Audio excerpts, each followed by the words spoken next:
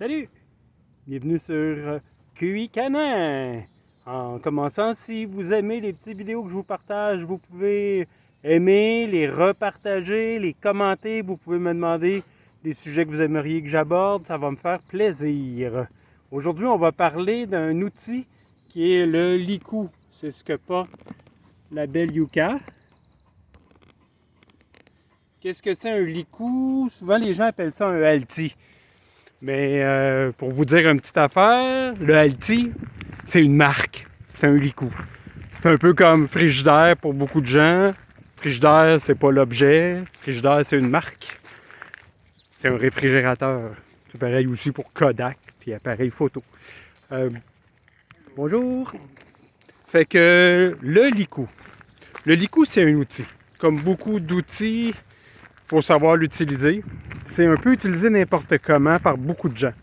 J'ai vu hier, d'ailleurs, encore une fois, quelqu'un qui promenait son chien puis qu'il travaillait avec un licou. Un licou, qu'est-ce que ça fait?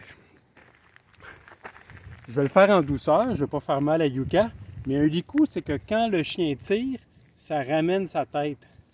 Ouais, elle a été très collaboratrice, mais... Oui, c'est une bonne fille. Mais ça ramène sa tête. C'est pas un outil fait pour donner des coups, pour ramener... là, j'ai pas tiré la chienne, là, j'ai pas fait mal, là, je veux surtout pas.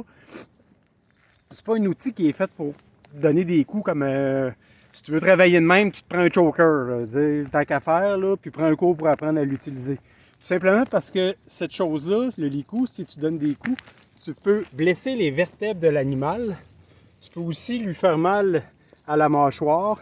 C'est vraiment un outil qu'il faut faire attention. Tu pourrais te ramasser avec un chien blessé, puis des factures de vétérinaire, puis au-delà du côté monétaire, ton chien souffre. Fait que si tu veux travailler en donnant des coups, puis en étant comme une brute avec ton chien, à la vieille façon qu'il faisait au néolithique des années 70, ben c'est pas compliqué. Prends une formation, puis vas-y à fond avec un choker, mais apprends à le faire comme du monde. Parce que le licou, ça sert pas à ça. Le licou, vu qu'il ramène la tête du chien vers toi, c'est automatiquement, quand il avance trop, ben ça le ramène tout seul. T'es pas censé te donner un coup.